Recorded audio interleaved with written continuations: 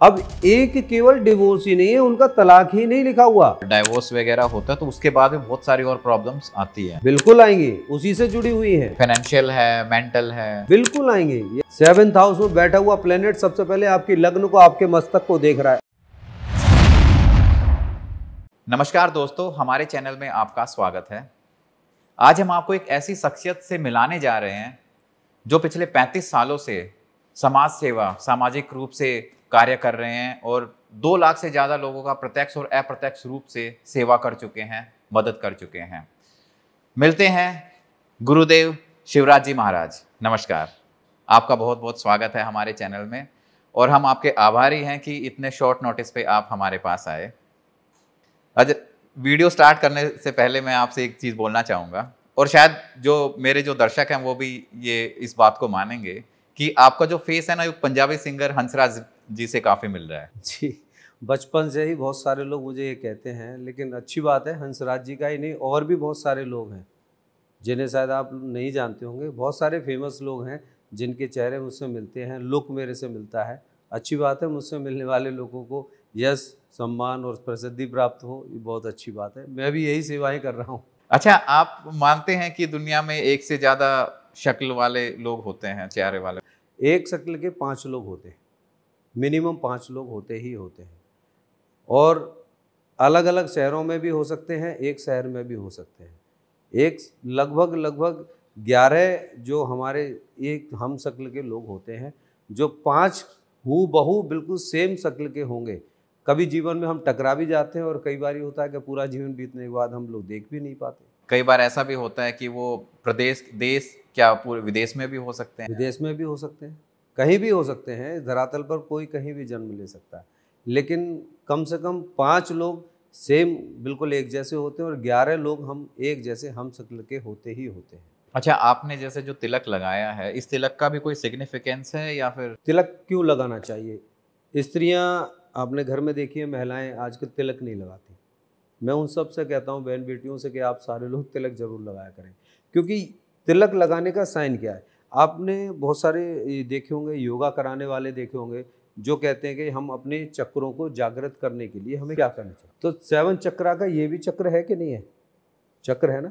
ये चक्र सबसे बाद में जागृत होता है, और इस चक्र को जागृत करने के बाद क्या होता है?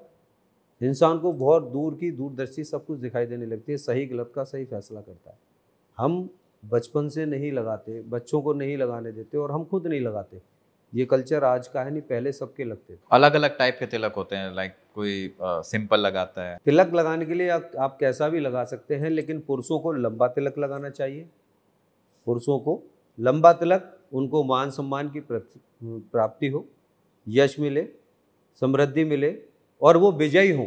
ये विजयी का तिलक होता है। जीवन में आपके बीच में जो आपका परिवार है, ये छोटा नहीं है, इससे आपको लड़ना है, इनके लिए सारी चीज़ों की पूर्ति करनी है, इनके सामने आने वाली हर समस्या का समाधान आपको करना है, तो वहाँ पर आपको विजय प्राप्त करनी है।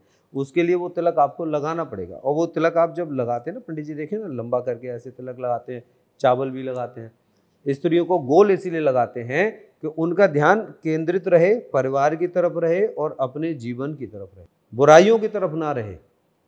तिलक के साथ साथ सिंदूर लगाना, ये भी एक बहुत आध्यात्मिक दृष्टि से ये इतनी ज़्यादा जरूरी चीज़ें हैं जिन्हें हमें करना चाहिए। आप तिलक लगाना शुरू कर दीजिए, छोटे बच्चे को तिलक लगाना शुरू कर दीजिए। आप बता दीजिएगा उस बच्चे को पढ़ाई में कहाँ दिक्कत आती है। आप मुझे बता दीजिए कि बच्चे के अंदर बलवान होता है कि नहीं होता। बलवान होगा, गुणवान भी होगा, बुद्धिमान होगा, और सम्मान की प्राप्ति होगी ही होगी, उसको होगी, निश्चित होगी। और वो एक दिशा में चलेगा, भटकेगा नहीं। आज 10-12 साल के बच्चे हैं, रास्ते से भटके हुए हैं। 25 साल तक उनका कैरियर बनाने का समय होता है। जो काम उन्हें 25 साल के बाद करना चाहिए, वो 12 साल की उम्र से शुरू कर देते हैं। आज के दौर में आप देखो, क्यों? कारण सही गलत किसी चीज़ की पहचान नहीं, कोई ज्ञान नहीं। और सनातन धर्म को देखा जाए तो बहुत सारे ज्ञानी बैठे हैं जिन्हें खुद को ज्ञान नहीं, ज्ञान ही नहीं है। कर्मण्येवाधिकारस्य मा फलेषु कदाचन, कर्म किए जाओ, फल की इच्छा मत करो। कोई ऐसा प्राणी है जो कर्म करता जाए और फल की इच्छा ना करे? आज कलयुग में तो ऐसा बहुत ही कम लोग होंगे। नहीं, कोई नहीं करेगा। आप भी नहीं करेंगे, मैं भी नहीं करूंगा। मैं भी प्रभु को जपूंगा तो वो भी मेरी इच्छा है कि मुझे प्रभु की प्राप्ति चाहिए, मुझे मोक्ष जाना है, मोक्ष जाना है। मैं सारी दुनिया के लिए करने के लिए कर रहा हूँ, मुझे सारी दुनिया के लिए काम करने हैं, इन पशु पक्षियों के लिए काम कर रहा हूँ, जानवरों के लिए काम कर रहा हूँ, वृद्धा आश्रम के लिए और वृद्धाओं के लिए काम कर रहा हूँ, और ये सारे लोग जितने आप देख रहे हैं ना, इन सारी चीज़ों के लिए काम कर रहा हूँ। क्यों कर रहा हूँ? क्योंकि कर्मण्येवाधिकार से मा फलेषु कदाचन, कर्म के अधिकार क्षेत्र में है। जो काम आप कर रहे हैं, जो काम आपने किया है, आप उसके अधिकार क्षेत्र में हैं। मां फलेषु कदाचना, आप के फल से कभी भी वंचित नहीं रह सकते। तो हमें क्यों पढ़ाया जाता है कि कर्म किए जाओ, फल की इच्छा मत करो? इस धरती पे कोई ऐसा व्यक्ति नहीं है। और माया मोह की जो अभी आपने कहा ना कि माया और मोह दोनों है क्या चीज? माया मोह हम कहते हैं जनरली, आपकी भाषा में माया मोह क्या है? मोह तो मतलब लगाव किसी से, और माया मतलब पैसा। माया है भ्रम, और मोह जिसे कह रहे हैं वो है स्वार्थ। आपका किसी से कोई लगाव नहीं है, सिर्फ स्वार्थ है। आप मुझे बता दीजिए माता पिता गुरु के अलावा ऐसा कोई तीसरा रिश्ता बता दीजिए मुझे जो आप ये कहते हो कि जो मेरे से जुड़ा हुआ है वो स्वार्थी नहीं है। कोई एक रिश्ता बता दीजिए जो स्वार्थी नहीं है, जिसी को कहते हैं मोह। और हमें ये लग रहा होता है, हम भ्रम में जी रहे होते हैं कि ये मेरा है, जबकि उसका अपना स्वार्थ है। न जाने कितनों के पति चले गए, उसके बाद लाइफ देखो वो दूसरे पति को लेके अपनी जिंदगी गुजार रही हैं, बच्चे अलग अलग घूम रहे हैं, बच्चों का अपना कोई स्वाद नहीं, माँ बाप वहाँ बैठे हुए हैं, बच्चे बड़े होते हैं, वो कहते हैं तुमने क्या किया, हम अपने रास्ते चल रहे हैं। इस पे मेरा एक सवाल है, जीवन में आपका सच्चा साथी कौन है? जीवन में सच्चा साथी आप अपने आप में स्वयं है और आपके गुरु हैं। जीवन में यदि सच्चा साथी सुनना है तो अपने गुरु को चुन लीजिए। आपके जीवन में गुरु से और पिता से बड़ा सच्चा साथी कोई दूसरा नहीं है। माँ के अंदर ममता आ सकती है, मोह भी आ सकता है, वो भी आपसे झूठ बोल सकती हैं, लेकिन पिता आपके जीवन का सबसे बड़ा सच्चा साथी होता है, जो अपने से 10 गुना आगे आपको देखना चाहता है। डांट भी मारेगा, डांट भी लगाएंगे, आपको थप्पड़ भी मार सकते हैं, सूर्य की तरह अग्नि की तरह आपके ऊपर बरस भी सकते हैं, आपकी गलत चीज़ों को बर्दाश्त नहीं कर सकते। माँ छुपा लेगी, जिससे बच्चे बिगड़ जाते हैं। और गुरु 1 बार 2 बार 3 बार, यदि गुरु का सच्चा शिष्य होगा और वो सच में अपने गुरु को गुरु मानता होगा, तो पहले तो गुरु के सामने कभी ऐसी चीज़ आएगी नहीं, और आ गई और गुरु ने डांट दिया तो कभी वो बुरा मानेगा भी नहीं, अपने आप को सुधार लेगा। तो सच्चा साथी पिता और गुरु ही हैं जो सच में साथी हैं, क्योंकि ईश्वर की प्राप्ति के लिए बिना पिता के और बिना गुरु के तो संभव ही नहीं है। आप इस धरातल पर कुछ भी कर लेना, जितने भी लोग आपने देखे हैं पिता का अनादर करते हैं और गुरु को नहीं मानते या गुरु उनके नहीं है, उनके जीवन की डोर देख लेना। प्लेटफॉर्म पर खड़ी हुई बोगियाँ देखिए, ट्रेन की बोगियाँ, तो एक इंजन आता है वो इधर को लेके चला जाता है, जब उसका काम खत्म हो जाता है तो वो दूसरी पटरी पर दूसरे स्टेशन पर छोड़ देता है, दूसरे स्टेट में चली जाती है। वहाँ से कोई इंजन आता है वो हावड़ा लेके चला जाता है, हावड़ा वाला आता है वो लेके जलंधर चला जाता है, उनका काम खत्म, वो साइड में खड़ी हुई, यानी स्पेयर पार्ट है वो, बस कुछ नहीं है। इसी प्रकार होता है इंसान, जिस इंसान का गुरु नहीं है वो सदैव भटकता रहता है। और ये हमारे जीवन में एक ईश्वर होने के लिए, एक गुरु के लिए, एकाग्रचित होने के लिए, एक दिशा में चलने के लिए, और हमें खुद को अंदर से एक बनाने के लिए ये तिलक लगाया जाता है, जहाँ पे हम एक बने रहें, बिखरे ना। ये बहुत बड़ा सार है। ऐसे ही स्त्री घर में बहू भी है, अपने भाई की बहन भी है, अपने माँ बाप की बेटी भी है, उस पति की पत्नी भी है, अपनी संतान की माँ भी है, ननद के लिए भाभी भी है, बहुत सारे रिश्तों में जुड़ी हुई है। उसको तिलक लगा के रखना चाहिए। ये उसका सौभाग्य होता है जो एक सूत्र में अपने इन सारी चीजों को पिरो के रखे। तिलक की बहुत बड़ी भूमिका है। रावण का गुरु भगवान शिव थे, तो रावण ऐसे बुरे रास्ते पे कैसे चल पड़ा? रावण के पहले गुरु कौन थे? स्वामी विवेकानंद जी के, दयानंद सरस्वती जी के। गुरु जैसे जैसे हम जीवन में चलते हैं, हमें हर कदम पे गुरु मिलते हैं। मान लिया आपने किसी और को गुरु बना लिया, मुझे गुरु बना लिया, मेरे बाद आप चल रहे हैं, चलने के बाद मुझसे भी कहीं और आगे ज्ञानी और क्योंकि मेरे साथ रहते रहते जो भी आपको ज्ञान की प्राप्ति हुई, अब आपको अच्छे बुरे पहचानने की और आपकी शक्तियाँ बढ़ चुकी हैं। आपने उनको पहचाना, मुझसे भी किसी अच्छे को देखा, उसके बाद और ऊपर चले गए। बट वो गुरु तीनों ही गुरु हैं और आपके प्रथम गुरु हम ही रहेंगे, क्योंकि यहीं से आपकी सीढ़ी की शुरुआत हुई। आप किसी मंजिल पर पहुंचकर छत पर खड़े होकर दुनिया को हाथ दिखा रहे हैं ना, तो ये याद रखिए उन सीढ़ियों का पहला महत्व है। और संस्कार, जीवन में यदि संस्कार होते हैं तो वो माँ देती हैं। और आजकल की माताएं घर में कितना संस्कार दे रही है वो आपको पता होगा। माताएं सुबह को उठ के जय श्री राम, प्रणाम, राम राम, राधे राधे, नमस्ते, ये भी नहीं, घर में ना खुद उनसे कहती हैं ना कराती हैं। अपने पिता का सम्मान तो भूल ही गए हैं। माताएं आज के दौर में कितनी ऐसी हैं जो अपने पिता का सम्मान कराती हैं। बच्चे भूलते जा रहे हैं और कहते हैं कि ये घर में किसी का सम्मान नहीं करते। आफ्टर सम टाइम वो बच्चे उन माताओं का ही सम्मान नहीं करते, क्योंकि उन्होंने ही सिखाया कि पिता का सम्मान मत करो। घर में वो कलेश, ये आदमी ऐसे बोलता है, ये ऐसे ही करता रहता है, तुम्हारा पापा ऐसा है, तुम्हारे ऐसा है, तुम्हारा बाप ऐसा है, मतलब बहुत सारे शब्दों का इस्तेमाल करते हैं। घर में कोई छोटी छोटी कोई भी चीज़ आए, सबसे पहले प्रसन्नता से रखें। जो भी लाएं उनको ये बताओ कि जो दिया है इसमें तुम्हारे पिता का ही रोल है, सब कुछ वो लेके आ रहे हैं। यदि कोई बच्चा कोई बात कर रहा है तो उसको समझाओ, उसको बताओ कि सब कुछ तुम्हारे पिता का दिया हुआ है, वो ला रहे हैं, तुम्हारे लिए कर रहे हैं। उनको ये पता होना चाहिए। पिताजी ने कह दिया कि बेटा 5 साल 7 साल के बच्चे को पिताजी ने कह दिया बेटा पानी ले आओ, तो माताएं कहती हैं ये पानी लाएंगे, नहीं हम लेके आ रहे हैं, नहीं उसको लाने दो।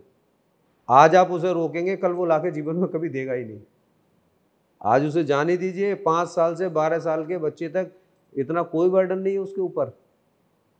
सुबह को उठ को सूर्यदेव को जल चढ़ाएं, उसको जो जो चीज़ें हैं, आध्यात्मिक चीज़ें हैं वो बताएं। प्रभु क्या है, ईश्वर क्या है, उनके विषय में बताएं। गुरुओं की कहानियाँ सुनाएं। अपने पति देव का, उसके पिता का सम्मान कराएं। उस बच्चे को सामान लाना अपना ऑर्डर करें, मेरे सर में दर्द है, चलो सर दबाओ, क्या हो गया, नहीं है दर्द तब भी बैठ जाओ, बोले बेटा मेरे सर में दर्द है, बैठो, चेक करो ना उसको। उसका मन खेलने में लगा हुआ है कि वो आपसे भी प्यार करता है। बच्चे केवल खाने के लिए प्यार करते हैं। वो तुम जैसा प्यार कर रहे हो अपने पति से और अपने ससुराल वालों से अपने मतलब के लिए, वैसे बच्चे प्यार कर रहे हैं।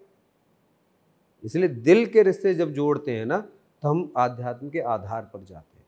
ये सारी सीढ़ियां हैं उस आध्यात्म की। और जो आध्यात्मिक होगा वो सबसे प्यार करेगा, सबसे प्यार। मेरे पास बहुत सारे हर किस्म के लोग आते हैं, अच्छे भी आते हैं, बुरे भी आते हैं। कुछ लोग तो मेरे सामने आके बैठेंगे तो मैं उनको पहले पहचान लेता हूँ, अच्छा मेरे लिए ये व्यक्ति बाहर खड़े होकर ये सोच रहा था, ठीक है कोई बात नहीं, सोच रहा था, ठीक है, इंट्यूशन पावर है, मुझे पता है, सोच लिया। लेकिन अंदर आने के बाद मैं उसको कह दूं कि आप ये सोच रहे थे। हम उसको कहते हैं कि जीवन में मन में कभी भी ऐसी बातें किसी के लिए भी नहीं लानी चाहिए जिससे आपका कोई नुकसान नहीं है, कोई लेना नहीं है, कोई देना नहीं है, किसी भी व्यक्ति के लिए कभी भी। और घर में रिलेशनशिप को मेंटेन रखने के लिए सबसे पहले एक चीज़ है कि जैसे पति पत्नी में लड़ाई हो गई, होती है, सबके यहाँ होती है, छोटी छोटी बातों पर हो गई, किसी भी बात पर हो गई, तेज आवाज़ में बात ना करें, थोड़ी देर चुप रहने के बाद बोल ले, बैठे बात करें। बिल्कुल किसी भी चीज़ पे नेगोशिएट ना करें कि नहीं मुझे बात ही नहीं करनी है, शांत। ये बड़े अंदर से जहर पैदा करते हैं। अंदर एक गिलास होता है, एक औराएं होती हैं, उनको तोड़ देते हैं। तो हमें बहुत सारी चीज़ों का ध्यान रखने की आवश्यकता है। तो आध्यात्मिक दृष्टि से जब हम जाते हैं तो आध्यात्म में हमें खुद को अपने अंदर से अपने आधार को पहचानना होता है। इस धरातल पर आपकी जनरल उम्र कितनी है, मैं चल कोई ज्योतिषी ये बता दे कि साहब ये इतनी उम्र है, ज्योतिषी ये बता दें कि ये इतनी उम्र है ना। न्यूमरोलॉजी में आप बता सकते, न्यूमरोलॉजी आज प्रेडिक्शन बहुत अच्छी चल रही है। यहाँ पर देखिए नंबर लिख लीजिए, 15 नंबर गोल कर दीजिए, सारा कर्जा आपका उतर जाएगा। भारत देश भिखारी क्यों है, फिर भी यहाँ पे इतने सारे कर्जदार क्यों हैं? यहाँ पे ये नंबर लिख लो, आपका भाग्य चमक जाएगा। कोई कह रहा है नमक लेके ऐसे रगड़ लो, चीनी लेके ऐसे कर लो, ऐसे लेके ऐसे लगा लो, 2 लौंग ऐसे जला लो, आपका प्यार आपको मिल जाएगा, आपका कर्जा उतर जाएगा, आपके पति आपके बस में हो जाए। मतलब क्या नौटंकी है ये चल क्या रहा है? और लोग उसे सुनना पसंद कर रहे हैं, इंटरेस्टिंग, बहुत इतना इंटरेस्ट ले लेके सुनते भी हैं। और 90% टोटली फेक चल रहा है। जिनको एस्ट्रोलॉजी आती तक नहीं है उनसे ये पूछ लीजिए कि ज्योतिष है क्या। और अच्छे अच्छे बहुत बड़े बड़े ज्योतिषी बैठे हैं, लगभग मिल ही चुका हूँ सभी से। तो ये अलग अलग टाइप के आइडियाज आए कैसे, लोगों ने खुद ही बनाए? सबसे बढ़िया धंधा बना लिया ना एक, लोगों के जीवन में समाज सेवा करने का नहीं, लोगों के लिए करने का नहीं। जब डॉक्टर लास्ट में ये कहता ना कि अब हमारे पास कुछ नहीं है, ना जाने कितने, आप यदि हिस्ट्री देखेंगे तो मैं ऐसे लोगों की हिस्ट्री आपको दिखा सकता हूँ कि जिनके तलाक हो चुके। मैंने पीछे जब इतना लंबा समय हो गया, मैंने अभी 1.5-2 साल में मैंने याद कर करके लिखा, 73 केसेस में लिख पाया, बाकी मुझे याद भी नहीं है। लोग बात तो आजकल लैपटॉप में कंप्यूटर में रिकॉर्ड करते हैं ना, कितने कितने कितने कितने कितने आए, तो वो मैंने अब डालना शुरू कर दिया, लेकिन पहले मैं नहीं डालता था। बट मैंने याद किया 73 केसेस में 47 केसेस पता कैसे, जिनके 8 साल 10 साल 5 साल 6 साल 1 साल 1.5 साल 2 साल तलाक हो चुके, हो गए तलाक। अब वो परेशान, तो मेरे पास इसलिए नहीं आए थे कि हमें उससे दोबारा शादी करनी है, वो आए थे हमारे पास में बड़ी दिक्कत चल रही है, फाइनेंशियल दिक्कत चल रही है, अब क्या करें, ससुराल से पैसा नहीं मिल रहा या मायके से वो नहीं मिल रहा, हम अकेले हैं। आपका क्या हुआ भैया, डिवोर्स हो गया क्या? बोले हाँ डिवोर्स हो। अब एक केवल डिवोर्स ही नहीं है, उनका तलाक ही नहीं लिखा हुआ, 5th हाउस भी 7th हाउस भी 9th हाउस भी आपको क्या क्या चीजें दे रहा है। 7th हाउस केवल पति का भाव दे रहा है, वहां पे डिवोर्स दिखा रहा है, आपकी पार्टनरशिप नहीं दिखा रहा, आपकी हर चीज में पार्टनरशिप दिखा रहा है, आपके रिलेशनशिप दिखा रहा है। आपका ये कहना है कि अगर डाइवोर्स वगैरह होता है तो उसके बाद भी बहुत सारी और प्रॉब्लम्स आती है? बिल्कुल आएंगी, उसी से जुड़ी हुई हैं, फाइनेंशियल है, मेंटल है, बिल्कुल आएंगे। यदि जो प्लेनेट जिस घर में बैठा है वो केवल एक ही चीज के लिए नहीं है, केवल एक ही चीज के लिए नहीं है। यदि आपका कैरियर में समस्या चल रही है, भाग्य में आपके 9th हाउस में लॉर्ड बैठे हैं, वहां पर यदि खराब है, यदि आप देख रहे हैं कि 8th हाउस में मान लो कोई प्लेनेट बैठे हैं वो खराब है, तो 8th हाउस में लोग कहते हैं अच्छा ये यहाँ बैठे हैं, तो केवल वहाँ नहीं बैठे हैं, वो वहाँ बैठकर 2nd हाउस को भी देख रहे हैं, यानी वो धन का भाव है। और धन क्या है? आपका पारिवारिक धन भी है, सामाजिक धन भी है, ये आर्थिक धन भी है। जितनी प्रकार की चीज़ें आप देख रहे हैं ये सारे धन ही तो हैं आपके जीवन में, ये ऐसे स्थिति तो हैं, सारी चीज़ें हैं क्या। अब सारी बात ये है कि जब वहाँ से वो वहाँ देख रहे हैं तो खराब किस किस को करेंगे? केवल 2000 के नोट को नहीं ना, वो तो आपके घर में आपसे रिलेटेड जितने भी चीज़ें आ रही हैं वो सारी चीज़ें खराब करेंगे, तो करेंगे। 7th हाउस केवल पति का भाव नहीं है, 7th हाउस में बैठा हुआ प्लेनेट सबसे पहले आपके लग्न को, आपके मस्तक को देख रहा है। अब आप बताइए कहाँ बचेंगे? पति या पत्नी तो छोड़ के चले गए, अब आप बचेंगे? जिसकी दृष्टि इधर ही है। भाई मान लो कोई बैठा हुआ है यहाँ पर, सांप ने चूहे को काट लिया और सांप अभी भी यहीं बैठा है, क्या आपके दिल की धड़कन रुक गई? नहीं ना, ये कभी भी मेरे पास आ जाएगा। वही कंडीशन है, एस्ट्रोलॉजी को लोगों ने समझा नहीं। उनमें से 47 केसेस ऐसे रहे हैं जिनको रेमेडी दी, उनकी शादी के लिए नहीं, उनके जीवन को बेहतर करने के लिए रेमेडी दी। 47 केसेस ऐसे हैं जिन्हें आप फोन करके पता कर लीजिए, नंबर दे देता हूँ, जिनकी रीकोर्ट मैरिज हुई उन्हीं के साथ हुई जिनके साथ तलाक हुआ था। क्या था वो? उनके प्लेनेट्स खराब थे। रेमेडीज के जरिए प्लेनेट। और रेमेडीज भी तो कैसी, आप देखिए रेमेडीज के नाम पर भी लोगों ने बहुत बड़ा आडंबर पाखंड बना रखा है, ड्रामेबाजी। इतने पैसे लगेंगे, 50,000 रुपये खर्च होंगे, ये होगा। एक बहुत बड़े एस्ट्रोलॉजर जो आज छाए हुए हैं, मैं उनकी कहानी बता दूं। एक लेडीज गई, उनका कहीं कोई लव रिलेशनशिप चल रहा था, हस्बैंड के साथ में लड़ाई झगड़ा था, सेकंड उनका कोई अफेयर चल गया, ठीक। वहाँ जाने के बाद अब वो क्या करते हैं, उनके पास आपका कोई लव अफेयर चल रहा है, अच्छा ठीक है, वो आदमी आपके लिए ठीक नहीं है, आप बेहतर होगा आप उसे छोड़ दें। 11,000 रुपये फीस दे आए। अब देने के बाद वो बेचारी बड़े परेशान। अब उन्होंने अपने लिए उपाय, अब उनको 8 दिन के बाद फ़ोन आता है कि आप एक काम करें मैडम, आपकी जो है बहुत अच्छी कुंडली है और ये है, गुरुदेव से हमारी बात हुई और ये आपके यहाँ सब ठीक हो जाएगा और आप उनके रिलेशनशिप में रहिए, वो आपके लिए लकी रहेंगे, आप चिंता बिल्कुल मत करिए, लेकिन एक ये हवन करा लीजिए और एक ये आपको लॉकेट लेना होगा। अच्छा, ये 18,000 रुपये का है और 27,000 रुपये आपके हवन में लगेंगे। फिर दोबारा फ़ोन आता है, 10 बार फ़ोन आ चुका है और उन्होंने जब लास्ट में सारी जगह थक के, वो मेरी वीडियो एक दिन देख रही होंगी, वीडियो देखने के बाद में वो पहले तो रोने लगे, बोले सब बाबा ऐसे होते हैं। फिर थोड़ी देर बाद उन्होंने दोबारा वीडियो देखी मेरी, फिर उन्होंने मुझे फ़ोन किया, फिर उन्होंने मुझसे पूछा, मैंने पहले तो मैंने देखा, देख के मैंने उनको बताया, मैंने कि ये पोजीशन है आपकी और डोंट वरी, चिंता करने की ज़रूरत नहीं है। आप ये खाती हैं? बोले हाँ। आप ये पहनती हैं? अलमारी खोल के देख लेना, आप आपके घर में यही मिलेंगे कपड़े आपको। इनको निकाल के बाहर फेंक दो, आधी से ज़्यादा समस्याएं खत्म हो जाएंगी। आपके पति को ये प्रॉब्लम है और होगी, निश्चित होगी।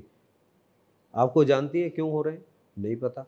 बहुत छोटी छोटी सी ऐसी चीज़ें, आप चप्पल पहनती हैं, आप अपने पति की भी चप्पल डाल लेती हैं, आप किसी की भी चप्पल पहन के चली जाती हैं। क्यों पहनती हैं आप? जबकि आपके दोनों ग्रह ऐसी जगह बैठे हैं जहाँ से आपको सदैव नुकसान देंगे। आप शारीरिक रूप से भी परेशान होंगे और देखने में आप बहुत सुंदर होंगी, गोरी होंगी, खूबसूरत होंगी और लोग आपको अट्रैक्ट करते होंगे, बिल्कुल आपकी तरफ आकर्षित होते होंगे। ऐसा नहीं है कि हाँ होते हैं। तो आपको क्या करना चाहिए? पहले आपको सबसे पहले अपने खान पान पर, अपने कपड़ों पर और अपनी ये 2-3 चीज़ें छोटी छोटी सी आप अपना करना शुरू कर दीजिए।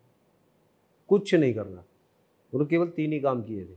जो मैंने बताया था वो कपड़े नहीं पहने, जो बताया था वो उन्होंने खाया नहीं। रात को बोला मैंने खाना खाने के बाद एक रोटी जो है आप अपने काले कुत्ते को खिलाएं।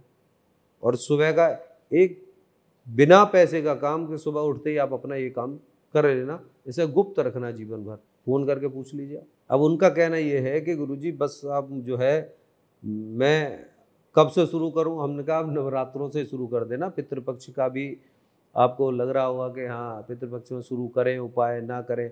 महादेव को नहलाने जाना है, बिल्कुल नहलाने जाएं आप। एक सवाल ये आता है कि बहुत सारे लोगों का तो कोई गुरु है ही नहीं, और आजकल जिस तरीके से एनवायरनमेंट है उस तरीके से गुरु पे तो विश्वास किया ही नहीं जा सकता। तो अगर कोई है, वो उसका सीधा भगवान से कनेक्शन है, उसको गुरु की क्या जरूरत है? बिना गुरु के कनेक्शन तो हो ही नहीं सकता। बिना गुरु के कनेक्शन हो ही नहीं सकता, क्योंकि गुरुर ब्रह्मा गुरुर विष्णु गुरुर्देवो महेश्वराय, गुरु साक्षात परम ब्रह्म। तीनों देवों ने, सभी देवी देवताओं के, इनके भी सबके गुरु हैं। और इन्होंने एक ही बात ये कही है कि जो साक्षात परम ब्रह्म है, जो साक्षात हैं, साक्षात का मतलब जैसे हम और आप सामने बैठे हैं, ऐसे ही आपके गुरु आपके समक्ष बैठकर आपसे बात कर रहे हैं, आपकी बात को सुन रहे हैं और आपको समझ सकें। और गुरु निस्वार्थ होना चाहिए। जीवन में माता पिता गुरु 3 ही एक ऐसी सीढ़ियां हैं जो आपको जीवन भर देती हैं, जिनका अपना कोई भी स्वार्थ नहीं होता। वो कभी आपसे ये नहीं चाहते कि आप उनके लिए ये करें।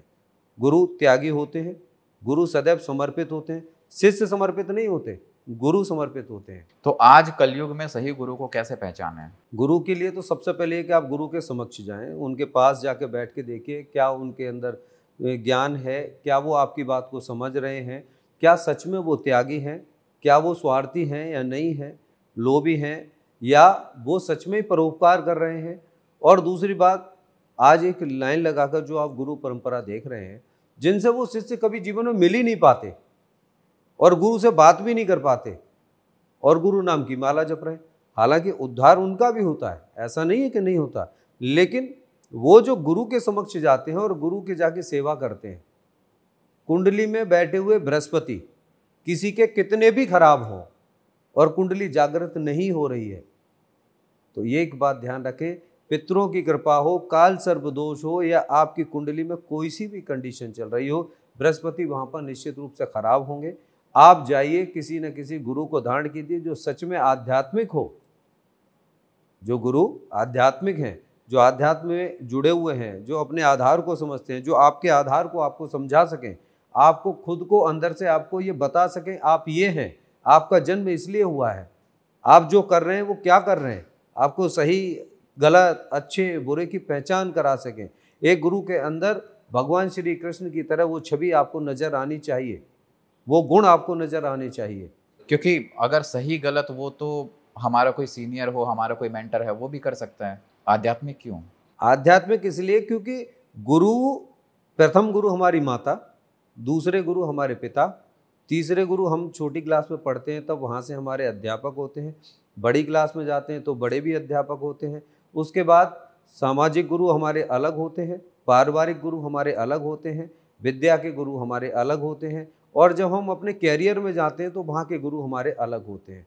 लेकिन इस धरातल से अंत समय में जाने तक जो सीढ़ी है, जो मार्गदर्शन हमें मिलता है, वो एक आध्यात्मिक गुरु ही हमें दिला सकते हैं, क्योंकि वो आधार, क्योंकि उन गुरु ने जो भी आध्यात्मिक होंगे उन्होंने अपने आप को अंदर से पहचाना होगा कि मैं क्या हूँ और मैं किस लिए आया। तो हनुमान चालीसा पढ़ने की सही विधि क्या है? हाथ में गंगा जल लीजिए या जल लीजिए और किसी को कुछ नहीं आता, कहीं कोई जल नहीं है, तो सर्वप्रथम अपने गुरु को वहाँ पर आसन दें। कोई गुरु नहीं है तो पहले तो गुरु बनाएं, और गुरु नहीं है तो सबसे पहले अपनी माता का ध्यान करें।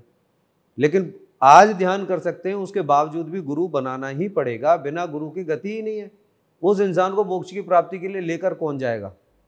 माँ जन्म की दाता है, मोक्ष की दाता नहीं है। भगवान भगवान के रूप में है। जब भगवान ने खुद कह दिया कि साक्षात परम ब्रह्म जो पृथ्वी पे साक्षात, जब वो खुद अपने साक्षात ढूंढने आए हैं, उन्होंने भी तो भगवान प्रभु श्री राम जी के गुरु कौन थे? विश्वामित्र जी थे। उन्होंने विश्वामित्र जी को गुरु क्यों बनाया? वो तो प्रभु थे। क्यों बनाया? इसीलिए कहते हैं ना कि प्रभु भी धरती पर अवतार लेने के लिए तरसते हैं, और वो लेते हैं। नारद जी के गुरु कौन थे?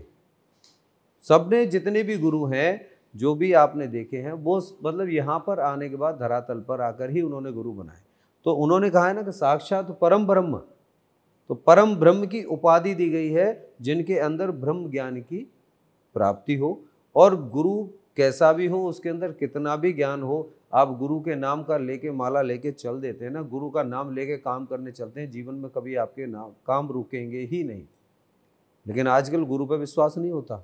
हाँ, जैसे जैसे आजकल न्यूज़ आती है, लोग सीधा ये बोलते हैं कि मेरा और भगवान का रिलेशन है, गुरुओं ने तो माहौल ख़राब कर दिया है, वो तो बहुत नेगेटिविटी आ गई है। मेरा भगवान का रिलेशन है, मैं डायरेक्ट भगवान की प्रार्थना करूँगा, मैं बात करूँगा भगवान जी से, डायरेक्ट होगा, तो इसमें गुरु का क्यों चाहिए मुझे? भगवान शिव जी की पूजा करने लगे, शनिदेव ने कितनी पूजा की, प्रहलाद ने पूजा की, जितने पुराने पुराने लोगों को आप देख रहे हैं, अनगिनत नाम है, गिन भी नहीं सकते आप। उन सभी लोगों ने पूजाएं की। आज के लोग साधना कर सकते हैं? बिल्कुल नहीं कर सकते। इनके अंदर तो इतने पेशेंस ही नहीं है कि ये बैठ भी सकें। यदि इनको कह दिया जाए 8 दिन आप छोड़ दीजिए, अन्न छोड़ दीजिए, 1 दिन का व्रत रखने में तो शाम तक इनको लगता है कि शाम को क्या बना के खाना है। ये अपने आप को ना तो शुद्धता से रख सकते। पहले के लोगों ने इतनी तपस्या की, तब भी उन्होंने बिना गुरु के वो सारी पूजा पाठ का फल उनको प्राप्त नहीं हुआ। गुरु तो उन्होंने भी बनाए, और बिना गुरु के गति हो ही नहीं सकती, ज्ञान की प्राप्ति हो ही नहीं सकती। बिना गुरु के ज्ञान नहीं, और बिना ज्ञान के आपको बुद्धि नहीं आने वाली, बुद्धि के बिना विद्या नहीं, और विद्या के बिना धन नहीं, धन के बिना संसार में सुख नहीं, और सुख नहीं तो जीवन की गति नहीं। तो ऐसे में उन लोगों का क्या करें जो यूट्यूब के सहारे ज्ञान ले जाते हैं? यूट्यूब पे तो आप ये देखिए, मोर देन 90% लोग ऐसे हैं, एस्ट्रोलॉजर बने हुए बैठे हुए हैं। बहुत सारे लोग ऐसे हैं जो आज के दौर में इतनी सारी चीज़ों को दे रहे हैं, और लोग अंधविश्वास में चलते जा रहे हैं। अब आपको बताइए, मतलब आज उनको एक चीज़ बेचने का नया तरीका देखिए। पहले चल रहा था कौन वाला एक्सा, कौन वाला एक्सा, फिर चल गया परोसो प्यारे, परोसो प्यारे, पैसा ही पैसा, व्यापारी व्यापार, कस्टमर ही कस्टमर। अब नया उनका ट्रेंड देख लो। अब वो चल रहा है साहब, फिरोजा भी चल रहा है, और वो काला हकीक भी चल रहा है, और इसका लॉकेट ये जब एक चीज आपकी पैसा देने वाली है ना, आपकी एक चीज पैसा देने वाली है, फिर ये दूसरी चीज क्यों? दूसरे बड़े प्रसिद्ध हैं जो आप आजकल बहुत देख रहे हैं, वो क्या, एक चुटकी नमक जीवन बदल देगा आपका।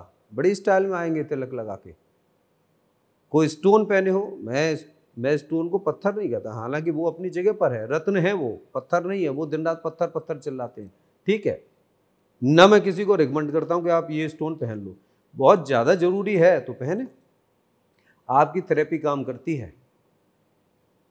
जीवन में आपके घर में रखा हुआ गंगा जल काम करता है क्या?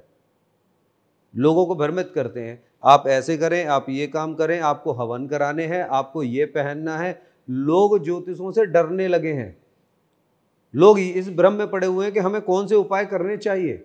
यूट्यूब पर देख देख कर लोग बाग पागल होते जा रहे हैं। सनातन धर्म को कोसने लगे हैं, ज्योतिष को कोसने लगे हैं, ज्योतिषों को कोसने लगे हैं, और पंडितों की तो बात ही छोड़ दीजिए, पंडित तो खैर महान है, इन्होंने तो और ज्यादा सारी चीजें कर रखी हैं। तो सोशल मीडिया का जितना एडवांटेज है, उससे बड़ा डिसएडवांटेज भी है। बिल्कुल, सोशल मीडिया पे एक्चुअल में ये नहीं पता कि कौन सही है और कौन गलत है। अब हमारे जितने भी क्लाइंट हैं 1990 से लेके और अभी तक लौट के वो हमारे पास आते हैं, बड़े प्यार से आते हैं, फैमिलियर हैं, मेरे अपने हैं, दिल से प्यार करते हैं। यूट्यूब पर देखिए, सोशल मीडिया पे देखिए, लोग मुझे फ़ोन एक कर बात करते हैं कि आपने जो बोला बिल्कुल सटीक बोला। मैंने क्या बोला? जो सही है मैंने वो आपको दिया, मुझे भ्रमित करना नहीं आता। आप अपनी एस्ट्रोलॉजी की जर्नी बताइए, मतलब आप कैसे, आपकी स्टोरी क्या है? फादर मेरे गज़टेड ऑफिसर थे, तो वो अपनी न्यूमरोलॉजी और एस्ट्रोलॉजी को मतलब वो जनरली किया करते थे, प्रोफेशन नहीं था उनका। तो 90 से मुझे भी इंटरेस्ट होता चला गया, 90 से। तो इंटरेस्ट होता गया धीरे धीरे धीरे धीरे। तो वो न्यूमरोलॉजी जो करते थे ना, वो जो कागज़ लिख के रख देते थे, यदि वो किसी की भी कैलकुलेशन वो प्रोफेशनली देखते नहीं थे। कोई आ गया, कोई उनका फ्रेंड सर्किल, कहीं किसी को कोई दिक्कत हो रही है तो वो जनरली करते थे। तो हम उस पेपर को उठा के बड़ी स्टडी करते थे उसकी। अच्छा, वो हमारी समझ में नहीं आता था, फिर ये कैलकुलेशन समझ में आती थी कि 2 और 2 4 और 9 दूनी 18, 6 दूनी 12, यहाँ से ये माइनस। फिर वो हम चार्ट देखते थे, लग्न चार्ट देखते थे कि ऐसे ऐसे ऐसे ऐसे। फिर उसके बाद धीरे धीरे धीरे धीरे जो न्यूमरोलॉजी में हमें मतलब अंदर से ज्ञान की प्राप्ति हुई और बड़ा इंटरेस्ट आया। हम सटीक से किसी का नाम पूछते थे तो और वहीं खड़े खड़े अपनी स्टाइल में शुरू हो जाते थे।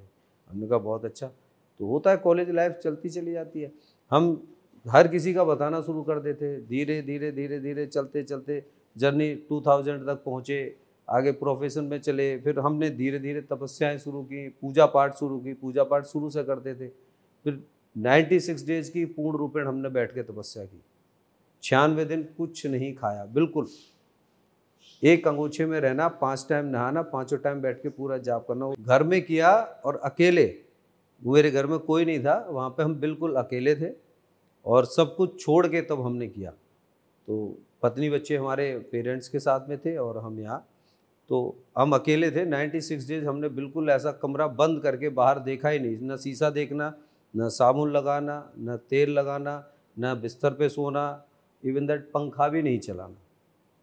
एक अंगोछा पहनते और उसी को पहन के नहाना है। सुबह नहाना है, 5 बजे अपनी पूजा करने बैठना है, फिर 12 बजे पूजा करने बैठना है, फिर शाम को पूजा करने बैठना है 5 बजे, फिर 8 बजे बैठना है, फिर रात को 12 बजे बैठना है। तो वो जो अंगोछा था ना, वो जब नहाते थे उसी को निचोड़ देते थे, साबुन नहीं, तेल नहीं, कंघा नहीं, खाना नहीं, पीना नहीं। तो जो 38 हमारी कमर थी उस समय पर, वो 96 डेज के बाद में 26 रह गई। तो आपने कुछ पानी, खाना वाना नहीं नहीं, पानी वानी पीते थे, खाया कुछ नहीं था। जब ताला लगा हुआ, फ्रूट्स कहाँ से आएंगे? किसी से बात करनी नहीं है तो लाएगा कौन? कुछ नहीं, ताला लगा हुआ। 13 साल तो मैंने बिल्कुल अन्न को त्याग दिया। 13 साल तो मैंने अन्न को हाथ नहीं लगाया, अन्न जैसी किसी भी चीज़ को। बहुत लंबा समय, बहुत जर्नी हो चुकी। और त्याग और तप ये अपने हाथ में होता है जब आप करने बैठते हैं। 96 डेज के बाद तो मेरी आंखें लाल हो गई थी। मतलब मैंने खुद को अपने जब शीशे में देखा था तो खुद को नहीं पहचान पाया। 96 दिन डेज तो बहुत ज़्यादा हो जाते हैं। नहीं, देखिए, जब आप ध्यान में बैठते हैं, इसी को आध्यात्म कहते हैं, इसी को आधार कहते हैं। जब आप आध्यात्म में बैठते हैं ना, तो आपको बाहर की सारी दुनिया की सारी चीज़ें सब खत्म हो जाती हैं, सब कुछ आपको अंदर मिलता है।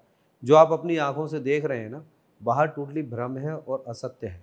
आपकी पत्नी, बच्चे, पैसा, सुख, सब कुछ आपको खुद के अंदर से मिलता है। यही आध्यात्म है। आध्यात्म, आध्यात्मिक और आध्यात्मिकता। आध्यात्म, आप आध्यात्म में जा सकते हैं। मैं आध्यात्मिक हूं और आध्यात्मिकता की तरफ जा रहा हूं। आध्यात्म उसको कहते हैं कि केवल एक ध्यान लगाना, जैसे कह रहे हैं ना कि आप मेडिटेशन कर रहे हैं, बैठ के ध्यान लगा रहे हैं। कहाँ ध्यान लगा रहे हो भाई साहब?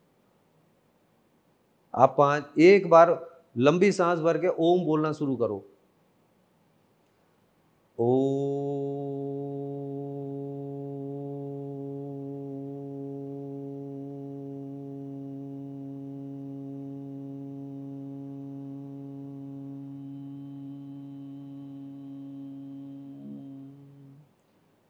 इतनी देर भी यदि भगवान शिव को याद कर रहे हैं तो यहाँ पर भगवान शिव को आप देख नहीं सकते, इतना मन स्पीड से चलता है। तो आप ध्यान लगाएंगे कहाँ? आप कितना ध्यान लगा लेंगे? ध्यान लगाने से ज़्यादा ज़रूरी है पहले खुद को पहचानना, पहले अपने खुद के अंदर की सारी चीज़ों को देखना। और आध्यात्म से जब आप अपने अंदर उतरते हैं, यानी बाहर घूम रहे हैं आप, ये शरीर लेकर जरूर घूम रहे हैं, लेकिन आप शरीर के अंदर नहीं है, तभी बेचैनी होती है, एंजाइटी होती है, डिप्रेशन है, इतनी परेशानियां हैं, तभी इतना सारा दुख है। भारत देश में ऐसे ऋषि तपस्वी हैं जो घंटों घंटों तक ध्यान में चले जाते हैं। तपस्वी नहीं है, ग्रस्त जीवन में लोग हैं। ऐसे न जाने कितने शिष्य हमारे ऐसे हैं जो एक एक घंटे तसल्ली से बैठ जाते हैं हमारे साथ। हम तो डेली बैठते हैं, ऑनलाइन भी देते हैं, आधा घंटा डेली हमारे साथ बैठते हैं, खो जाते हैं। अब आधा घंटे के बाद हम कहते हैं ठीक है, अपने दोनों हाथों को मलिए, अपनी आंखों पे लगाइए, अपनी आंखें खोल लीजिए। इधर से हमने ऑफ कर दिया। अब उसके बाद वो कहते हैं, और हम खुद आधा घंटा हमने कैमरा ऑफ करने के बाद हम बैठे हुए हैं, तो हम कम से कम मान लीजिए आधा घंटे तक आँख खोलने का मन ही नहीं करता, हम हैं ही नहीं धरातल पर।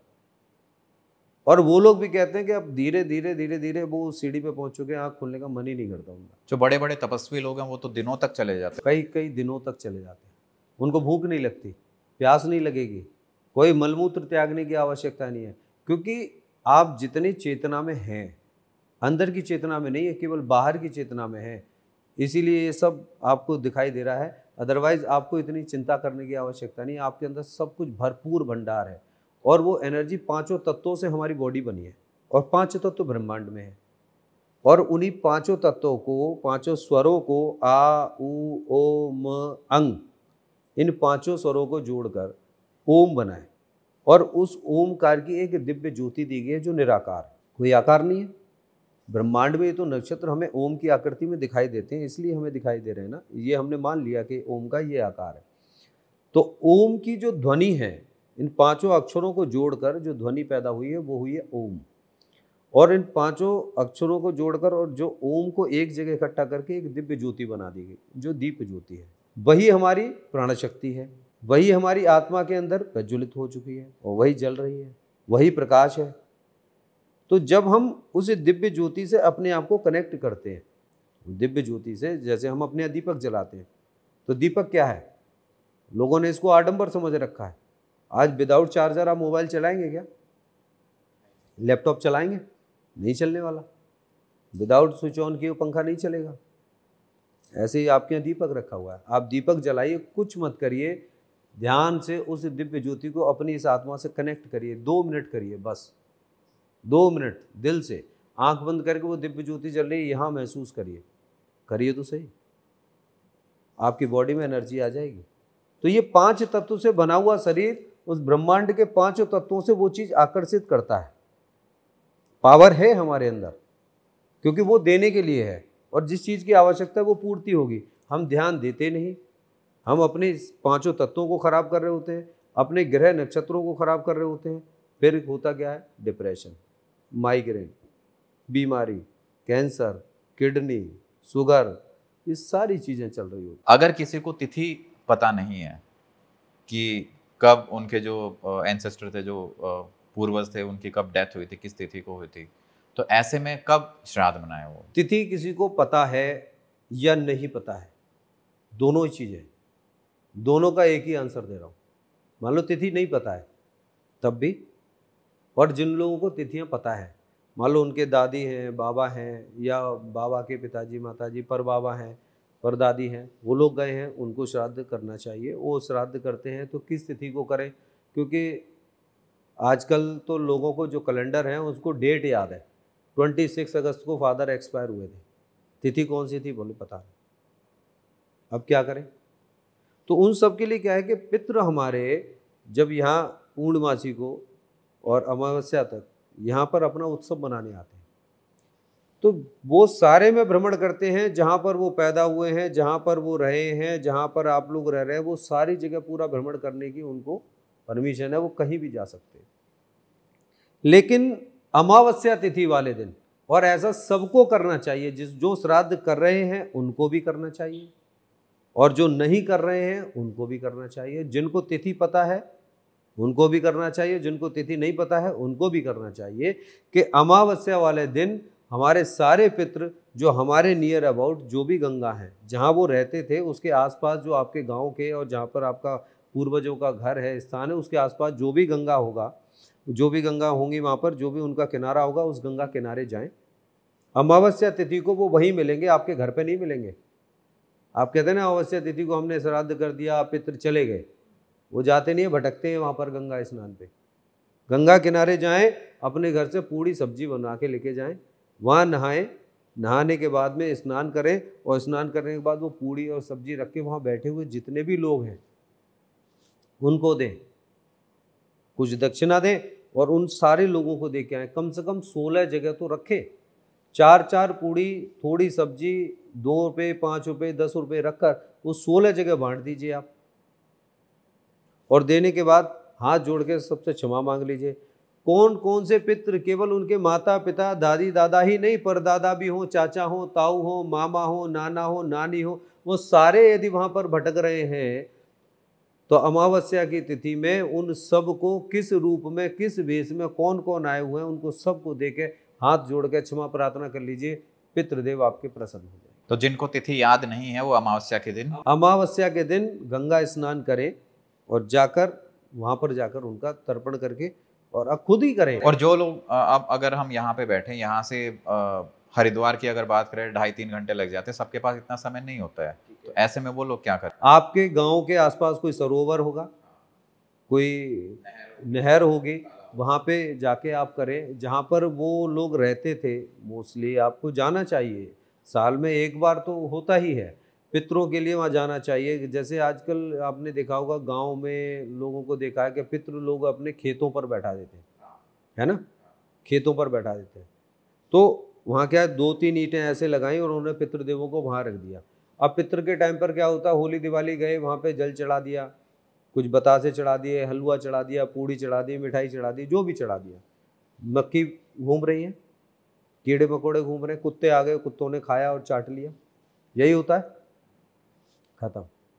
मतलब हम कर क्या रहे हैं, हम अपने पितरों को जो वहाँ चढ़ा रहे हैं वहाँ आके कुत्ते उनको चाट रहे हैं। अब मान लो किसी के मुंह पे खीर लपेट दी जाए और कुत्ते उसे चाटें तो उसको कैसा लगेगा? तो हमारे पितृ प्रसन्न होंगे कि नाराज होंगे?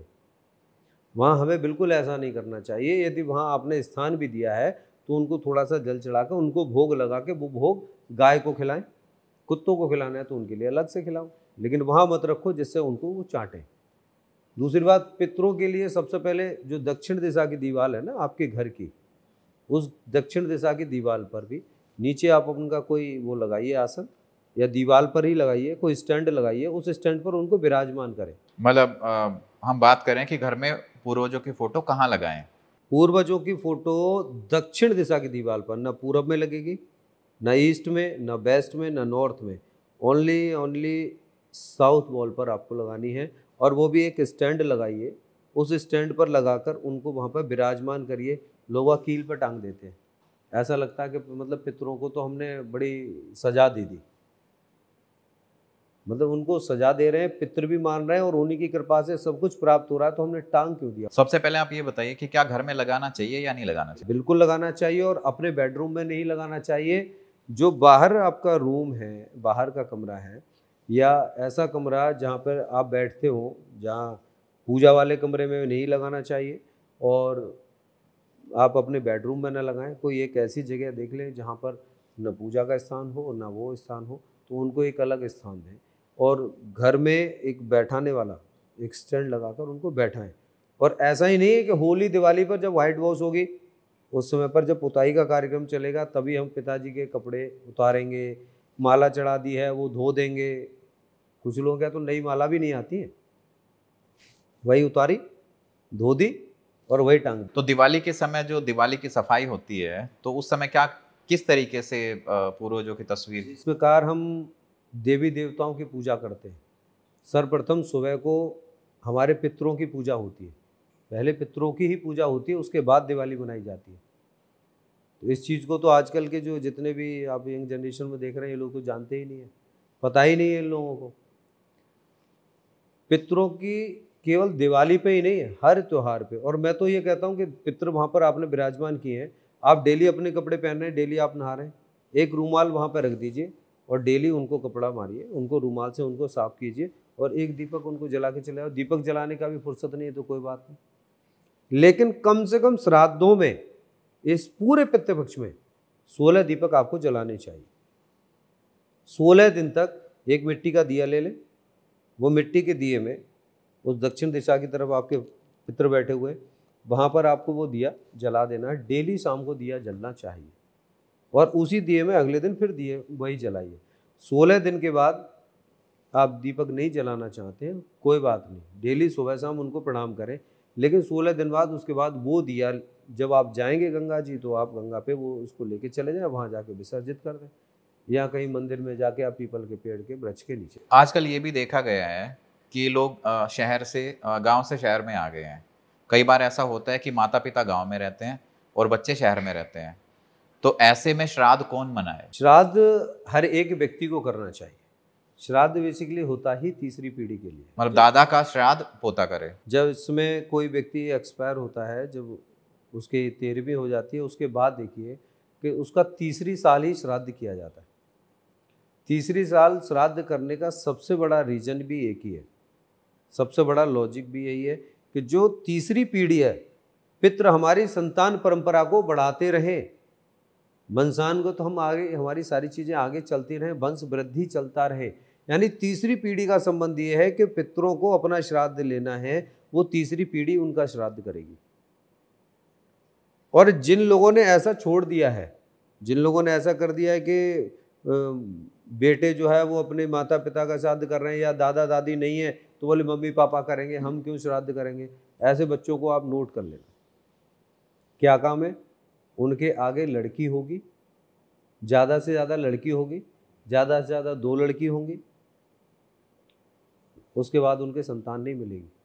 और हो भी गया कहीं उनके एक आध लड़का, तो उसके बाद उस लड़के की भी संतान नहीं होंगी, वो वहीं पर उनकी वंश वृद्धि रुक जाएगी। अच्छा, जिस घर में लड़के नहीं हैं, लड़कियां हैं, तो वो कैसे श्राद्ध वो कर सकती हैं? लड़कियां श्राद्ध कर सकती हैं? लड़कियों को श्राद्ध नहीं करना चाहिए, लेकिन शादी हो जाती है लड़कियां तो उनके माता पिता हैं ना, माता पिता हैं, माता पिता जो है वो श्राद्ध करेंगे। नहीं, जैसे घर में बहुत सारे ऐसे होंगे जिसमें माता और बेटियां हैं घर में।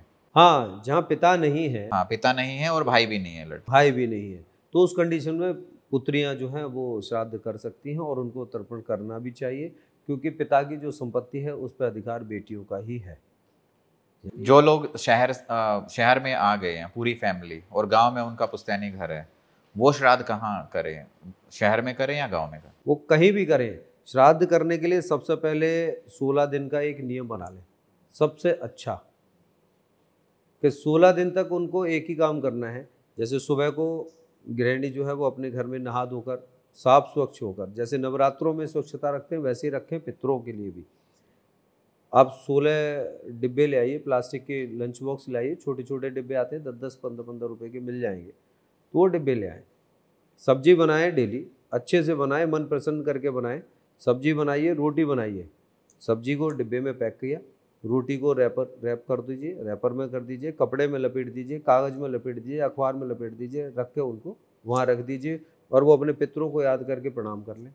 उसके बाद अपने बच्चों को नाश्ता दो, पति के लिए खाना दो, सारे काम करें। आपके पति जब जा रहे हैं, ऑफिस के लिए जा रहे हैं, काम के लिए जा रहे हैं, व्यापार के लिए जा रहे हैं, उस समय पर उसमें 10 रुपये, 5 रुपये, 2 रुपये अपनी दक्षिणा रखें, और दक्षिणा रखने के बाद उसे लेके चले जाएं। आप ऑफिस जाते समय रास्ते में कोई भी गरीब आपको मिलता है, मंदिर के सामने मिले, कहीं भी कोई मिले, आप उस गरीब को दे दीजिए। उस गरीब को कराया हुआ भोजन आपके पितरों की आत्मा को तृप्त करेगा। आपके पितर नहीं करेंगे किसी गरीब की आपने मदद क्यों की है, आपने भोजन दिया। 16 दिन तक भोजन देना चाहिए। नवरात्रों में भोजन को त्यागते हैं, यही रीजन है कि हम भोजन नहीं करते, अन्न को हम त्याग देते हैं। हमें पूरे श्राद्धों में किसी न किसी गरीब को जाके भोजन जरूर कराना चाहिए। और 16 दिन तक आप ये काम, चाहे शहर में रहें आप कहीं भी रहें, ये काम कर सकते हैं। ये भी संभव नहीं होता है तो कम से कम आप 16 दिन तक लगातार अपने घर में दक्षिण दिशा की तरफ, पितरों की फोटो भी नहीं है तब भी घर में दक्षिण दिशा की तरफ एक सरसों तेल का दीपक संध्या काल में जरूर जलाएं। एक रोटी रोजाना सुबह निकाल के वो गाय के लिए निकाल के दे दें। इतना काम तो कर ही सकते हैं। बाहर कहीं भी रहेंगे तब भी कर सकते हैं। और विदेशों में भी, इंडिया में तो चलो गाय मिल जाएंगी, बाहर नहीं मिल रही, आप दीपक जला सकते हैं। दक्षिण दिशा की तरफ आप अपना सरसों तेल का दीपक जलाएं। और वहां दीपक जलाना भी संभव नहीं है, तब क्या करें? तब डेली प्रतिदिन संध्या काल में शाम के समय पर बैठकर अपने पितरों को याद करें, हाथ में गंगा जल लेकर उनको याद करें, और वो गंगा जल दक्षिण दिशा की तरफ छोड़ दें। और 16 दिन तक सुबह को पूजा करने के बाद अपने उस गंगा जल का सेवन करें। इतना काम आसानी से किया जा सकता है। और किसी के यहाँ पितृदोष जैसी बहुत बड़ी समस्या भी चल रही है तो उसके लिए एक और विशेष उपाय, एक मटका ले लीजिए, पानी का छोटा सा घड़ा ले लीजिए, अपनी रसोई में उत्तर दिशा की तरफ रख दीजिए, नॉर्थ में उस घड़े को कोने में रख दीजिए। एक कटोरी में थोड़े से चावल रखें और रोजाना उस पर दीपक जलाना शुरू कर दें। 16 दिन तक पितरों के नाम का दीपक जलाएं। ये श्राद्ध पक्ष में ही करना जरूरी है, कभी भी कर सकते हैं? तो आप कभी भी कर सकते, श्राद्ध पक्ष में करें विशेष रूप से तो बहुत अच्छा है। और चतुर्दशी को यदि आप ऐसा करते हैं, वो दीपक उस चावल की कटोरी में रख के जलाइए। और अमावस्या वाले दिन उसको क्या करना है, अमावस्या वाले दिन उस घड़े का जल किसी पेड़ की जड़ में चढ़ा दें, या वो घड़ा उठा के मंदिर में दान दिया है। पेड़ की जड़ में वो जल चढ़ाने के बाद घड़ा आप मंदिर में दान दिया है, वरना उसे धो के आप अपने घर में इस्तेमाल कर लीजिए, कोई प्रॉब्लम नहीं है। और जो दीपक के नीचे जो चावल थे वो पक्षियों को डाल दें। मुझे तो नहीं लगता कि शायद इतना आसान काम भी कोई ना कर पाए। यदि वो गया जाने के लिए तैयार हैं, पैसे खर्च करने के तैयार हैं, तो अपने घर से इन समस्याओं को दूर करना अति आवश्यक है, अन्यथा उनके घर में समृद्धि कभी नहीं आएगी। अच्छा, गया, आपने गया के बारे में अभी बात की, तो गया के बारे में हमारे दर्शकों को थोड़ा बताइए कि वहाँ पे किस तरीके से पिंडदान होता है और वो कितना लाभकारी होता है? गया में हमारी पुराने की बहुत सारी चीज़ें दी गई हैं। गया में जाके जैसे पिंडदान करते हैं तो कहते हैं कि गया गया गया, यानी हम अपने पितरों को जीवन भर के लिए विदा करने के लिए जाते हैं और वो पितृ फिर लौट के नहीं आते हैं। तो अब कहते हैं कि पितृ भटक रहे होते हैं, गया चले जाइए, एक बार में समाधान। ठीक है, जो सच में प्रेत बन चुके हैं, जो जरूरत से ज़्यादा परेशान हो चुके हैं, आप ये क्यों नहीं देखते कि वो परेशान हुए क्यों? हाँ, कुछ चीज़ें ऐसी हैं कि आपके सब कुछ करने के बावजूद भी वो ज़रूरत से ज़्यादा आपको परेशान कर रहे हैं, तो अब आपको गया जाना चाहिए। अन्यथा अपने पिताओं को जाने के बाद में उनकी संपत्ति आप यूज़ करें, आप उनकी धरोहर हैं, सब कुछ आप इस्तेमाल करें और उनको गया भेज दें। वहाँ जाके उनको गया नहीं, उनकी कृपा से ही आपको प्राप्त हो रहा है। उन्हीं की कृपा से आपके घर में संतान की प्राप्ति हो रही है, उन्हीं की कृपा से आपके हाथ में धन आ रहा है, उन्हीं की कृपा से आपके घर में सब कुछ चल रहा है। ऐसा नहीं है कि उनकी कृपा से नहीं चल रहा। वो इंसान जीवन में मोक्ष भी नहीं जा पाता जिसके गुरु और पितृ नाराज हो जाए। इसलिए गया में जाने के बावजूद भी हर एक किसी का वहाँ पे पिंडदान करके नहीं आना चाहिए। पिंडदान कर देना अलग बात है, पर वो गया गया वाली स्थिति जो है ना, वो हर किसी का नहीं करना चाहिए। कोई मुझसे कहे हम अपने पिताजी का कर दें, बोले नेवर, कभी नहीं कर सकते। क्यों करें भाई? मेरे पिता है, मैं उनसे प्यार करता हूँ, वो मुझसे प्यार करते थे, वो उनकी धरोहर हूँ, उनके संस्कारों पे चल रहा हूँ, क्यों करूँगा मैं कुछ गलत करूँगा, उनका अपमान करूँगा, या मैं जीवन में कुछ गलत करूँगा जिससे उनका अपमान हो, तभी तो नाराज होंगे। क्यों नाराज होंगे? तो मैं क्यों गया लेके जाऊँगा? ये जो गया वाली चीज़ें जो आप देख रहे हैं, ऐसी कालसर्प दोष की भी हैं, पितृदोष की भी हैं। ये सब बनाई हुई जो खिचड़ियाँ हैं ना, इनको बड़ा दूर दूर तक समझ में आता है। पितृ नाराज हैं तो उनके लिए दान पुण्य किए जाते हैं, सारी चीज़ें की जाती हैं। हमें अपने कर्म सुधारने चाहिए। अपनी प्रवृत्ति, अपने कर्म हम ये सुधार लेते हैं। घर में कितने कर्म सुधार हैं मुझे बताइए? पितरों की फ़ोटो लगी हुई है, वहाँ बैठ के आप, पिताजी तो नॉनवेज भी नहीं खाते थे और आप वहाँ पर बोतल खोल के नॉनवेज लेके बैठे हुए हैं। पितृ आपके प्रसन्न है, मतलब आप उल्टे काम करें और पितृदेव प्रसन्न हो। किसी ने कहा था कि आप इसी कमरे में बैठेंगे? इतनी शर्म तो करो कि जब पितृ हैं हमारे बैठे हैं। स्त्रियों को देखो, महिलाओं को देखो, कुछ तो ऐसे है कि फोटो लगा हुआ, वहाँ पे अश्लीलता चल रही है, उनको पता ही नहीं है वहाँ पर हम कर क्या रहे हैं। थोड़े तो शर्म करो कि पितृ हमारे यहाँ बैठे हुए हैं, इन पितरों के सामने हम ये काम ना करें। घर में महिलाओं को पितरों के सामने ये समझ लेना चाहिए कि हमारे पितृ बड़े बुजुर्ग इस कमरे में बैठे हुए हैं, तो हमें क्या करना है? हमें अपना सर ढक के ही जाना है।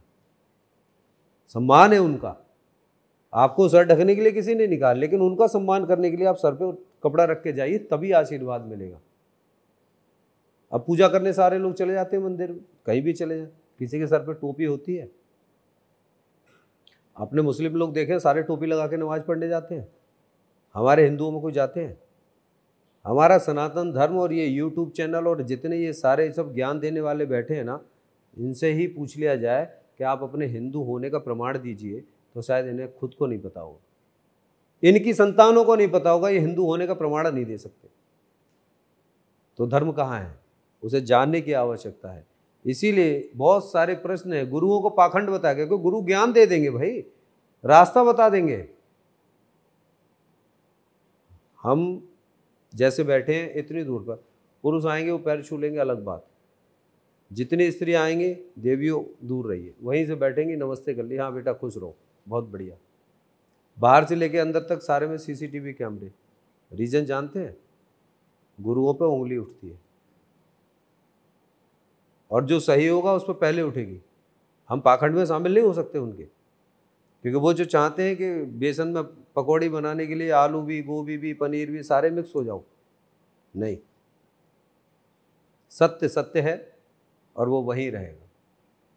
न किसी को भ्रमित करना है, न किसी को भ्रमित करके उसको दूसरे रास्ते पर डालना है।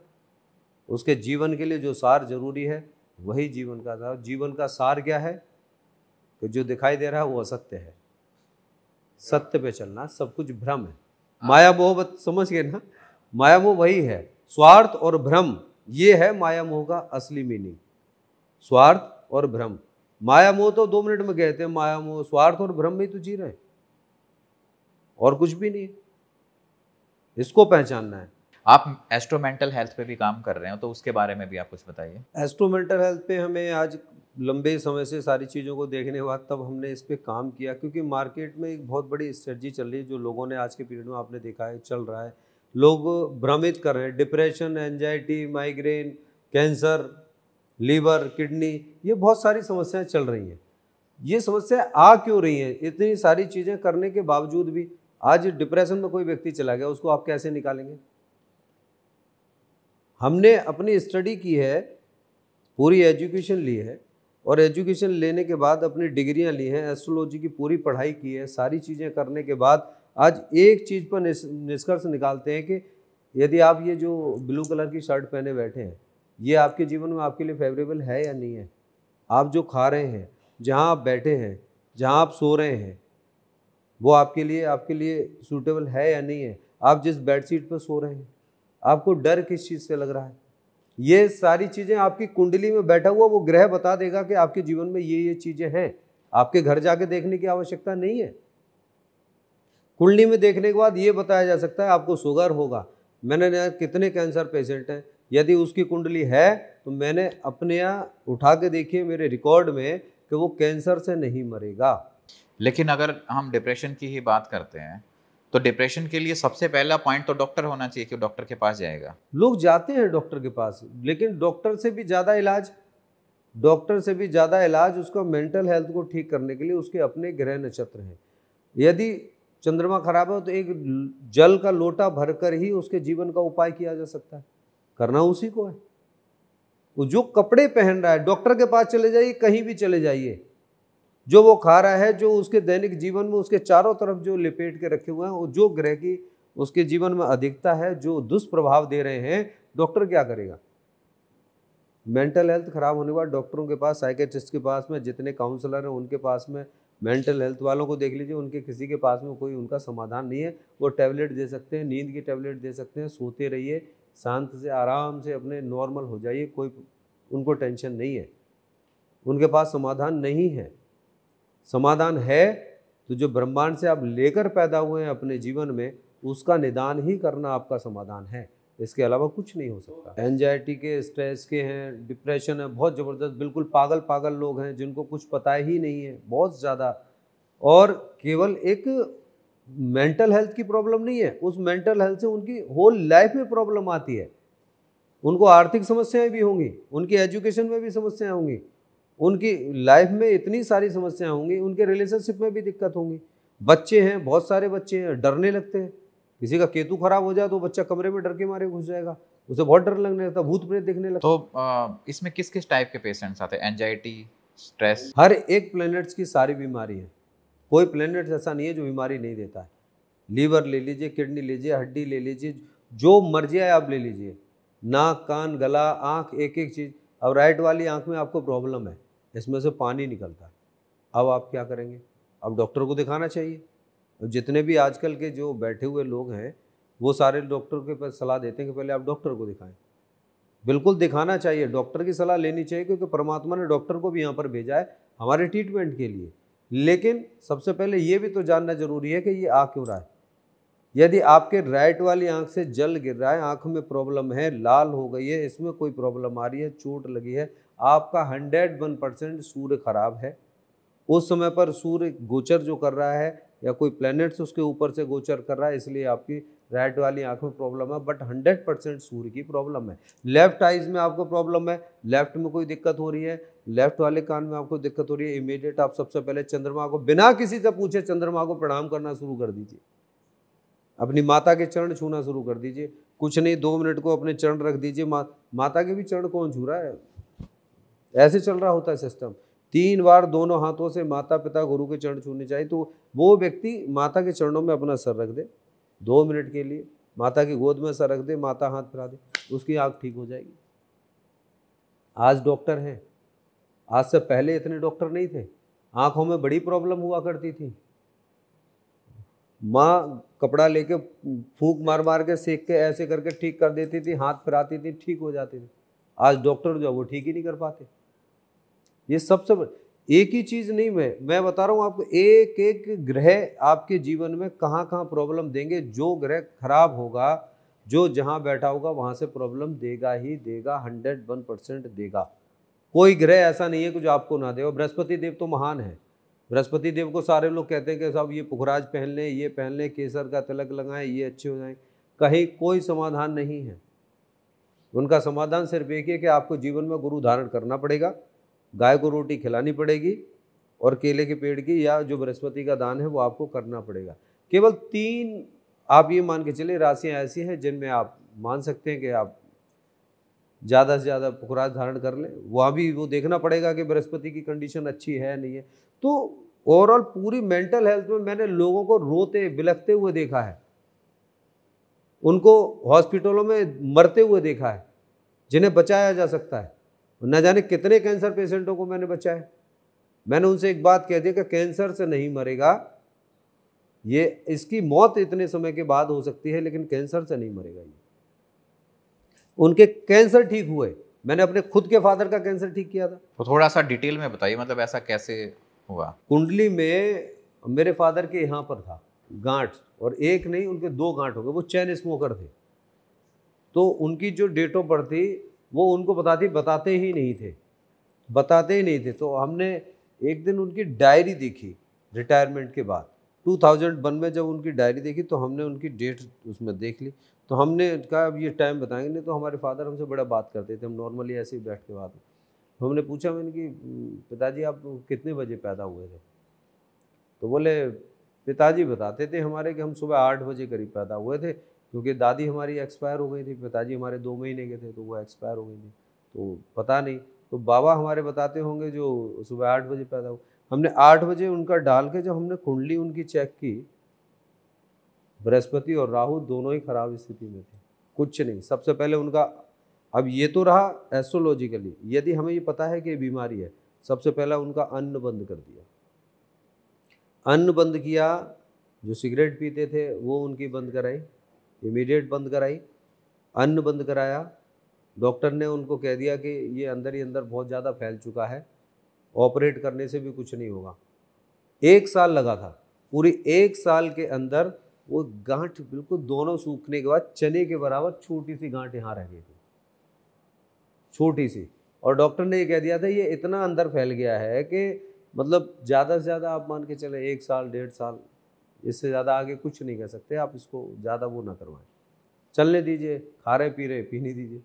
उसके बाद 14 वर्ष तक 14 ईयर्स वो सही सलामत रहे। इतने स्वस्थ तो हम भी आज के पीरियड में नहीं जितने स्वस्थ। रेमेडी सबसे पहला तो यही। अब देखिए अन्न मैंने बंद क्यों किया? अन्न मैंने इसलिए बंद किया कि बृहस्पति और राहु मिले हुए थे, वहाँ उनके सामने जो दृष्टि पड़ रही थी उसको अन्न को बंद करना जरूरी था।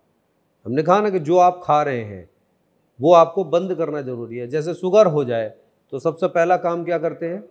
मीठा बंद करते हैं। मीठा ही बंद नहीं करते हैं, गेहूं में सबसे ज़्यादा शुगर होता है, गेहूं बंद नहीं करते और टैबलेट खाते हैं। आप गेहूं बंद कर दीजिए, सोयाबीन लीजिए, जौ लीजिए, ज्वार लीजिए, बाजरा लीजिए, साबुत लाइए और इनको पीस लीजिए। पीसने के बाद ना दूध की ज़रूरत है आपको, ना दही की ज़रूरत है, ना पनीर की ज़रूरत है। वो 4 रोटी आपको बनी हुई आधा किलो दूध, 250 ग्राम दही, 100 ग्राम पनीर के बराबर काम करेंगी। आप खा के देखिएगा, आप 2 रोटी खाने के बाद शाम तक कुछ और खाएंगे ही नहीं। आप घर से अभी खाना खा के आए हैं तो दिन में कुछ खाने का मन करेगा, उसे खाने के बाद पूरे दिन एनर्जी रहेगी। जिस आदमी को बिल्कुल आलस आता हो, शरीर में रोग लगे हुए हो, वो इसे खाना शुरू कर दे, निरोग हो जाएगा। अब सबसे पहली चीज कि वो सफेद रंग के कपड़े बहुत पहनते थे और वहां उनका चंद्रमा खराब। चंद्रमा खराब, चंद्रमा बृहस्पति और राहु वहां पर मिले हुए हैं। अब क्या करें? सबसे पहले पूरे जीवन उन्होंने सफेद रंग के कपड़े पहने, लेकिन उस समय उनके कपड़े बंद करा दिए।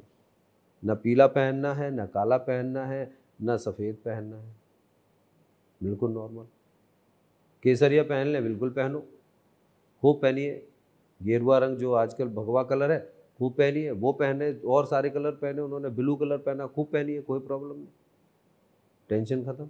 मतलब आपके जीवन में जो आपके तन से लिपटे हुए जो कपड़े हैं, उसके सबसे बड़ा लॉजिक क्या है कि जो आप खा रहे हैं आपके पेट में जा रहा है। शुक्रवार को आपने उड़द की दाल खा ली, शुक्रवार को शनिदेव से रिलेटेड चीजें आपने खा ली, और शनिदेव को जाके आप दीपक जलाने जा रहे हैं, दान करने जा रहे हैं। पेट में रख के शनिदेव का दान करना कौन सी चीज किसने बताई है? बताइए मुझे।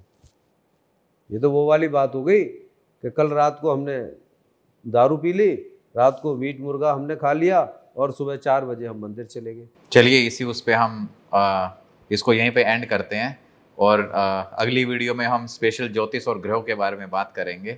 कुछ नई नई चीज़ें और लेके आएंगे कि ग्रहों से आप कैसे कैसे बच सकते हैं, अगर कोई नीच अवस्था में है तो उसको उच्च का कैसे बनाया जाए, या फिर क्या क्या रेमेडीज होंगी। तब तक के लिए अगर आपके पास भी कुछ ऐसे सवाल हैं तो आप कमेंट्स के जरिए हमें बताइए, ताकि हम अगले वीडियो के अंदर उनका जवाब दिलवा सकें। धन्यवाद।